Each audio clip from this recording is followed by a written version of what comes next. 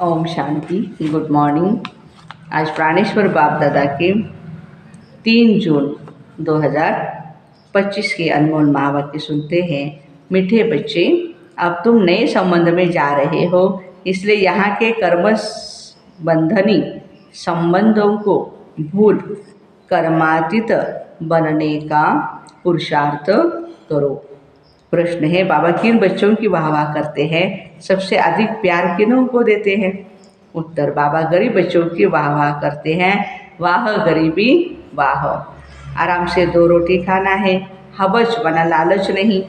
गरीब बच्चे बाबा को बड़े प्यार से याद करते हैं। बाबा अनपढ़े बच्चों को तो देख बहुत खुश होते हैं। क्यों? क्योंकि उन्हें पढ़ा हुआ भूलने की मेहनत नहीं करनी पड़ती है। ओम शांति। अब बाप को बच्चों के प्रति रोज रोज बोलने की दरकार नहीं कि अपने को आत्मा समझो। आत्माभिमानी भव या देही अभिमानी भव, अक्षर तो वही है। बाबा कहते अपने को आत्मा समझो। आत्मा में ही 84 जन्मों का पाठ भरा है। एक शरीर लिया, पाठ बजाया, फिर शरीर खलास हो जाता है। आत्मा तो अविनाशी है। तुम बच्चों को यह ज्ञान अभी ही मिलता है और कोई को इन बातों का पता नहीं। अब बाप कहते कोशिश कर जितना हो सके एक बाप को याद करो। धंधे दोरी में लग जाने से इतनी याद नहीं रहती। गृहस्थ व्यवहार में रहकर कमल फूल समान पवित्र बनना है। फिर जितना हो सके मुझे याद करो। ऐसे नहीं कि हमको निष्ठा में बैठना है। निष्ठा अक्षर भी रॉन्ग है। वास्तव में है ही याद। कहाँ भी बैठे हो बाप को याद करते रहो। माया के तूफान तो बहुत आएंगे, अंत तक बाबा ने कहा है ना, अंत तक आते रहेंगे। कोई को क्या याद आएगा, कोई को क्या। तूफान आएंगे जरूर, फिर उस समय उनको मिटाना पड़ता है कि न आए। यहाँ बैठे बैठे भी माया बहुत तंग करती है। यही तो युद्ध है। जितने हल्के होंगे उतने बंधन भी कम होंगे। पहले तो आत्मा निर्बंधन है। जब जन्म लेती है तो माँ बाप में बुद्धि जाती है। फिर स्त्री को एडॉप्ट करते हैं। जो चीज़ सामने नहीं थी वे सामने आ जाती है। फिर बच्चे पैदा होते हैं तो उनकी याद बढ़ेगी। अब तुम सबको भूल जाना है, एक बाप को ही याद करना है। इसलिए ही बाप की महिमा है। तुम्हारा माता पिता आदि सब कुछ वही है, उनको याद करो। वह तुमको भविष्य के लिए सब कुछ नया देते हैं। नए संबंध में ले आते हैं। संबंध तो वहाँ भी होगा ना, ऐसे तो नहीं कोई प्रलय हो जाएंगी। तुम एक शरीर छोड़ दूसरा लेते हो। जो बहुत अच्छे अच्छे हैं वे जरूर ऊंच कुल में जन्म लेंगे। तुम पढ़ते ही हो भविष्य 21 जन्मों के लिए। पढ़ाई पूरी हुई और प्रारब्ध शुरू हुई। स्कूल में पढ़कर ट्रांसफ़र होते हैं ना, तुम भी ट्रांसफ़र होने वाले हो शांति धाम और सुख धाम में। इस अच्छी सी दुनिया से छूट जाएंगे। इसका नाम है नरक। सतयुग को कहा जाता स्वर्ग। यहाँ मनुष्य कितने घोर अंधियारे में हैं। धनवान जो है वे समझते हैं हमारे लिए यहाँ ही स्वर्ग है। स्वर्ग होता ही है नई दुनिया में। ये पुरानी दुनिया तो विनाश हो जानी है।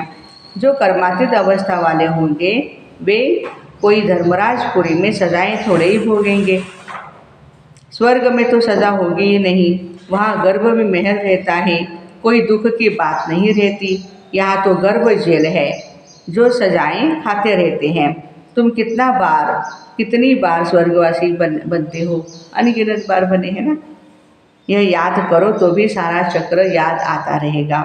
एक ही बात लाखों रुपयों की है। ये भूल जाने से, देहाभिमान में आने से माया नुकसान करा देती है। यही मेहनत है। मेहनत बगैर ऊंच पद नहीं पा सकते।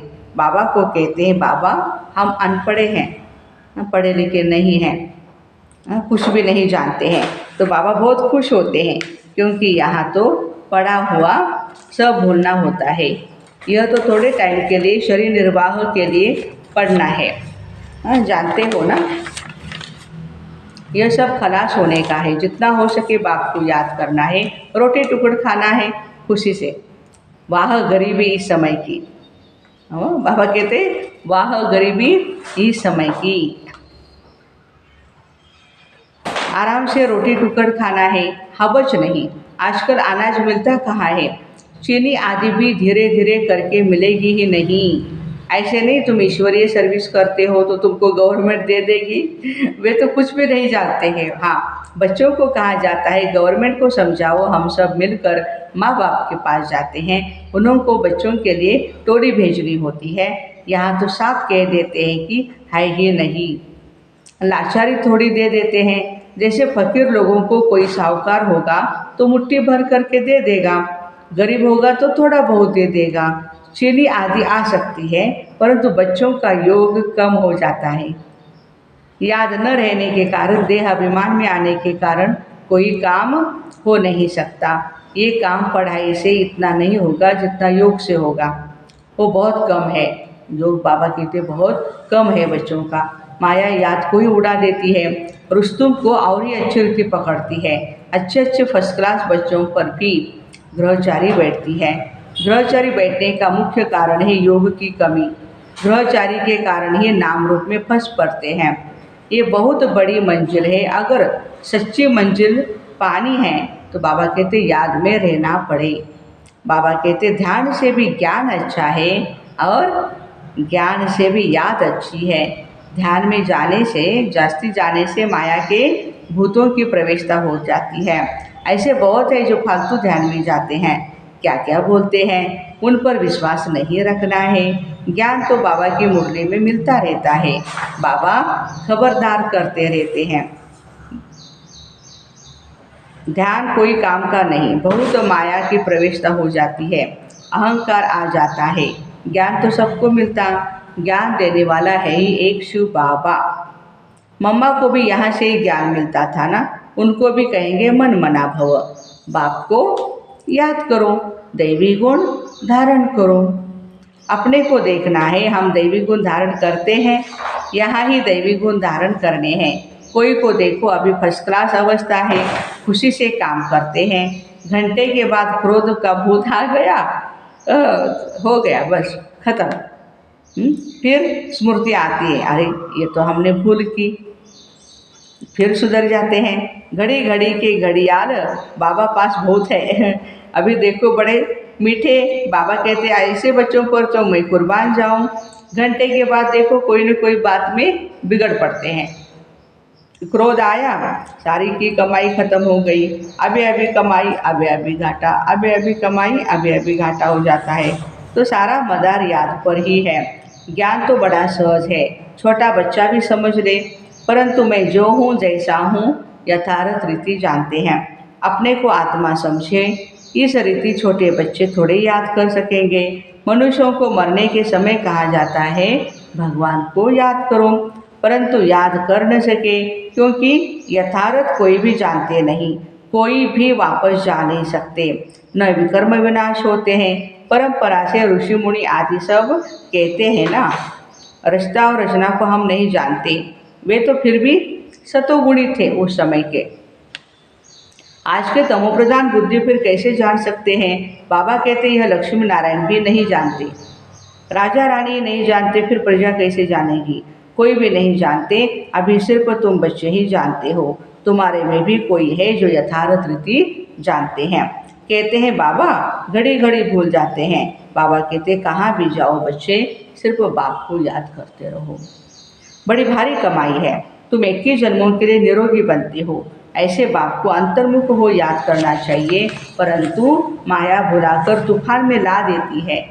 इसमें अंतर्मुख हो विचार सागर मंथन करना है। और ये बातें अभी की है, यह है पुरुषोत्तम संगम युग, पुरुषोत्तम बनने का युग है। ये भी वंडर है, तुम बच्चों ने देखा एक ही घर में तुम कहते हो हम संगम युगी हैं, और हाफ पार्टनर व बच्चा आदि कलयुगी हैं। कितना फर्क पड़ता है।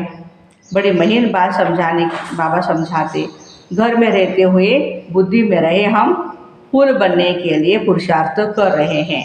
यह है अनुभव की बातें, प्रैक्टिकल में मेहनत करनी है।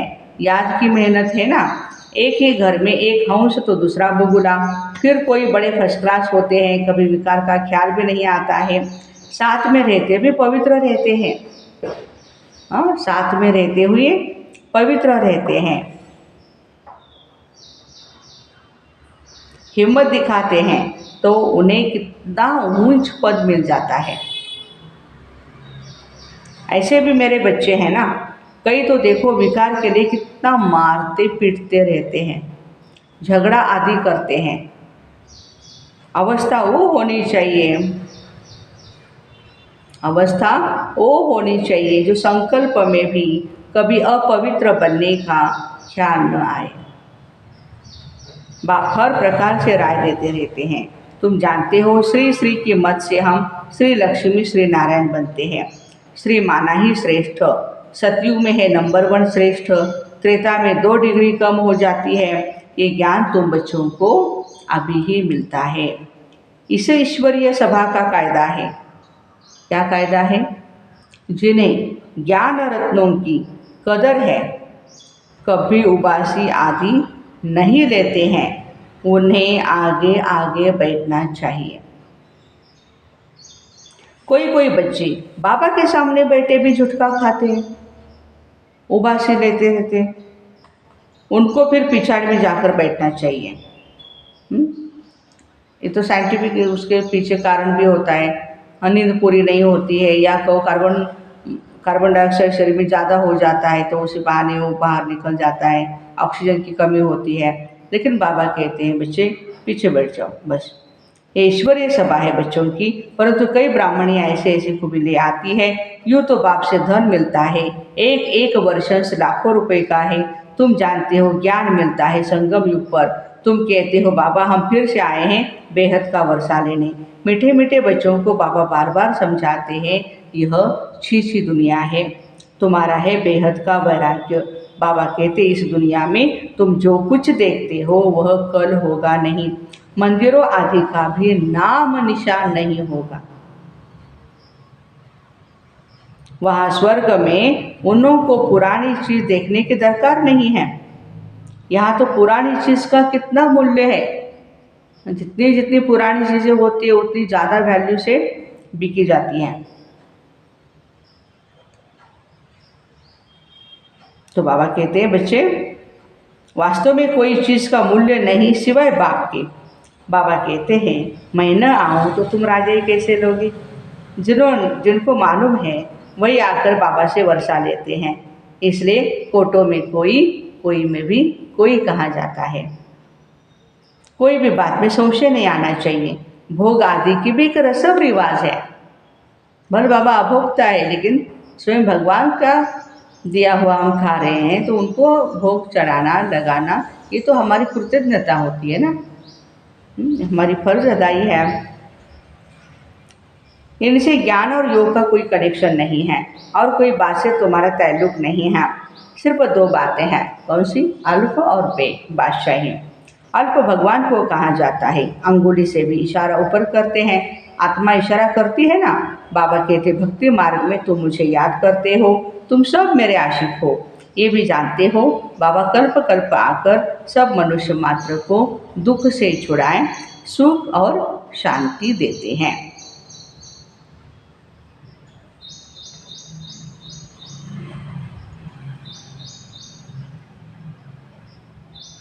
तो बाबा कहते सिर्फ बोर्ड लिख दो, विश्व में शांति बेहद का बाप कैसे स्थापन कर रहे हैं सो आकर के समझो। 1 सेकंड में विश्व का मालिक 21 जन्म के लिए बनना है तो आकर के समझो। घर में बोर्ड लगा दो, 3 पैर पृथ्वी पर तुम बड़े से बड़ी हॉस्पिटल कम यूनिवर्सिटी खोल दो। याद से ही 21 जन्म निरोगी और पढ़ाई से स्वर्ग की बादशाही मिल जाती है। प्रजा भी कहेगी हम स्वर्ग के मालिक हैं। आज मनुष्यों को लज्जा आती है क्योंकि नर्कवासी हैं। खुद कहते हैं हमारा बाप स्वर्गवासी हुआ तो नर्कवासी होना, जब मरेंगे तो स्वर्ग में जाएंगे। कितनी सहज बात है। अच्छा काम करने वालों के लिए खास कहते हैं यह बहुत ही महादानी था, यह स्वर्ग गया परंतु जाता कोई नहीं। नाटक जब पूरा होता है तो सभी स्टेज पर आकर के खड़े होते हैं। ये लड़ाई भी तब लगेगी जब सभी एक्टर्स यहाँ आ जाएंगे, फिर लौटेंगे। शिव की बारात कहते हैं ना, शिव बाबा के साथ सभी आत्माएं जाएंगी। मूल बात अभी 84 जन्म पूरे हुए, इस जुत्ती को छोड़ना है। जैसे सर्प पुरानी खाल छोड़ नहीं लेते हैं, तुम नई खाल सतयुग में देंगे। श्री कृष्ण कितना सुंदर खूबसूरत है, कितनी उनमें कशिश है, आकर्षण है, फर्स्ट क्लास शरीर। ऐसे हम लेंगे, कहते हैं ना हम तो नारायण बनेंगे, ये तो सड़ी हुई छुई खाल है, हम ये छोड़ करके जाएंगे नई दुनिया में। यह याद करते खुशी क्यों नहीं होती? जब कहते हो हम नर से नारायण बनते हैं, इस सत्यनारायण की कथा को अच्छी रीति समझो। जो कहते हो करके दिखाओ, कहनी करनी एक चाहिए, धंधा आदि भी भल करो। बाबा कहते हाथों से काम करो, दिल बाप की याद में रहे।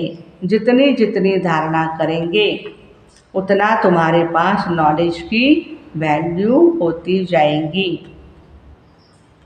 नॉलेज की धारणा से तुम कितना धनवान बनते हो, ये है रूहानी नॉलेज।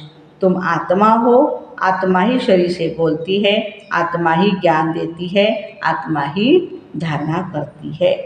अच्छा, मीठे मीठे की हृदय बच्चों प्रति माता पिता बाप दादा का याद प्यार और गुड मॉर्निंग। रूहानी बाप की रूहानी बच्चों को नमस्ते। हम रूहानी बच्चों की रूहानी माता पिता बाप दादा को याद प्यार गुड मॉर्निंग और नमस्ते। वाह बाबा वाह, शुक्रिया बाबा शुक्रिया। धारणा के लिए मुख्य सार है, इस पुरानी दुनिया की पुरानी चीज़ों को देखते हुए भी नहीं देखना है। नर से नारायण बनने के लिए कथनी करनी एक समान करनी है। अविनाशी ज्ञान रत्नों का कदर रखना है, ये बहुत बड़ी कमाई है। इसमें उबासी या झुटका नहीं आना चाहिए। नाम रूप की ग्रहचारी से बचने के लिए याद में रहने का पुरुषार्थ करना है।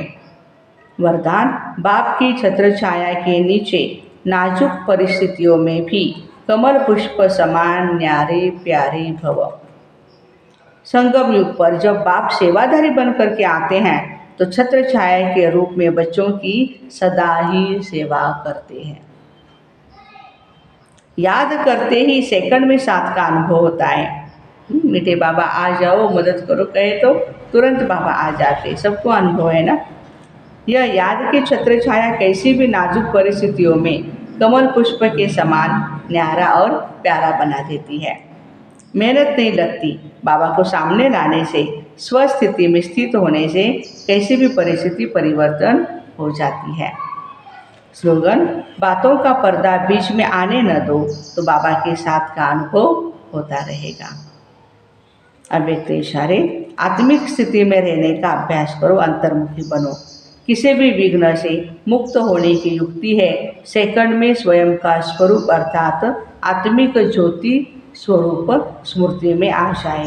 कर्म में निमित्त भाव का स्वरूप इस डबल लाइट स्वरूप में स्थित हो जाओ तो सेकंड में हाई जंप दे सकेंगे। कोई भी विघ्न आगे बढ़ने में रुकावट नहीं डाल सकता। तो ऐसे बाप की छत्र छाया के नीचे नाजुक परिस्थितियों में भी कमल पुष्प समान न्यारे प्यारे भाई बहनों को ओम शांति। Have a nice day.